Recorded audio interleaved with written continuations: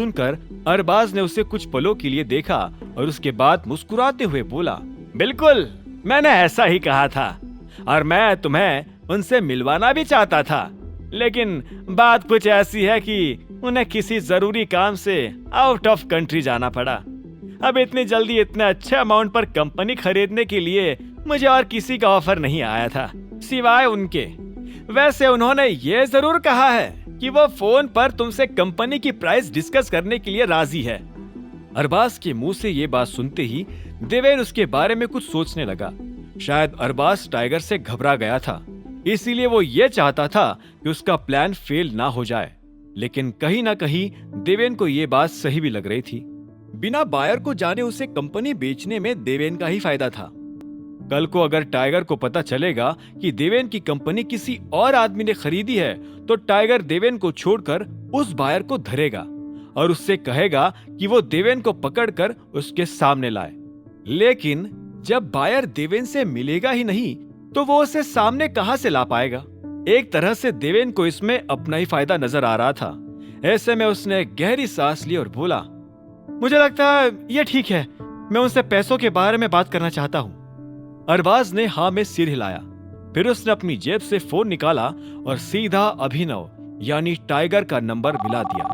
Ring बजती रही, लेकिन अभिनव उसका फोन नहीं उठा रहा था। देवेन अरबाज को घूरते हुए देख रहा था। कुछ देर के बाद जब उसे कुछ ठीक नहीं लगा, तो उसने अरबाज से पूछा, सब ठीक है?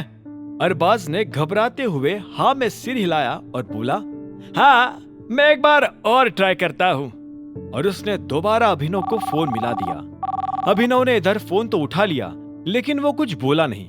वो अरबाज के कुछ कहने का इंतजार कर रहा था। उधर से अरबाज ने कहा, हेलो, गुड इवनिंग। तो मैं यहाँ सेलर के साथ बैठा हुआ हूँ और जैसा कि तय हुआ था, जब तक पेपर साइन नहीं हो जाते तब तक मैं आपको उनका नाम नहीं बता पाऊंगा। ये बात सुनते ही देवेन ने हाँ में सिर हिला दिया। उसे अरबाज का ये तरीका अच्छा लग रहा था।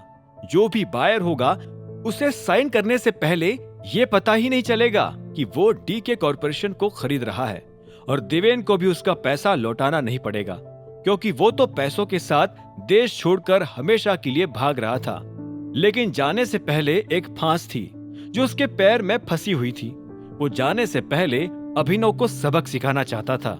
वो सुबह निकलने से पहले अभिनव को पूरी तरह से बर्बाद करके ही यहाँ से जाना चाहता था।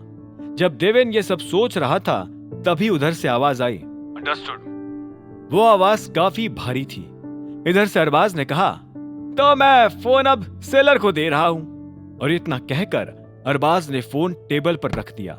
उधर से अभिनव ने पूछा, आप कितने में अपनी कंपनी को बेचना चाहते हैं? 300 करोड़, देवेन ने कहा। कुछ देर के लिए माहौल में सन्नाटा छा गया। फिर अभिनव ने कहा, कंपनी पूरी तरह से खाली है ना, और मुझे वहां जाकर बहुत सारे चेंजेस करने पड़ेंगे, बराबर? तो फिर मैं आपको इतनी खाली कंपनी का इतना पैसा नहीं दे सकता। मेरा ऑफर है 100 करोड़। यह सुनते ही देवेन पसीना पसीना हो गया और उसने कहा, ये तो बहुत कम है। अरबाज, तुमने इसे बताया नहीं था क्या? अभिनव ने उधर से पूछा। यह सुनते ही देवेन की भौहें तन गई। उसने अरबाज को देखा और बोला, क्या नहीं बताया था?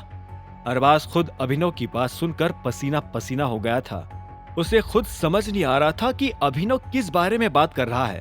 तभी उधर से अभिनव ने कहा, अगर कंपनी इतनी खाली हो तो प्राइस का निगोशिएशन इसी तरह से होता है, और वो भी तब जब सेलर सामने ना हो। हाँ, ये सही कह रहे हैं। इतने में अरबाज ने भी अभिनव की बात में अपनी बात जोड़ते हुए कहा। देवेन ने एक पल के लिए अरबाज को ध्यान से देखा। अरबाज की शक्ल देखकर समझ आ रहा था कि वो काफी अनकंफर्टेबल है। फिर देवेन ने कहा, लेकिन मिस्टर बायर, मुझे अरबाज जी को अपने पैसों में से हिस्सा देना पड़ेगा। उन्हें सिर्फ 100 करोड़ में से हिस्सा देना मेरे लिए बहुत अनफेयर हो जाएगा। यह सुनते ही अभिनव मुस्कुराया और बोला, नहीं, ऐसा करने की तुम्हें कोई जरूरत नहीं है। अरबाज का पैसा मैं अरबाज को दे दूंगा। यह सुनते ही अरबाज को ऐसा लगा जैसे किसी ने उसके दिल में बहुत जोर से मुक्का मार दिया हो। उसने एक पल के लिए अपनी आंखें बंद की और फिर धीरे से हाँ में सिर हिला दिया। अभिनव उसकी जिंदगी पर कब्जा जमाकर बैठा था और यह अरबाज के बर्दाश्त के बाहर होता जा रहा था। अब आगे क्या होने वाला था? क्या देवेन इस डील के लिए राजी हो जाएगा? और क्या होगा जब देवेन को पता चलेगा कि टाइगर की कंपनी को टाइगर ने ही खरीद लिया है? और क्या अरबाज टाइगर के बारे में जानकारी दिक्पाल को देकर अपने नुकसान की भरपाई करेगा?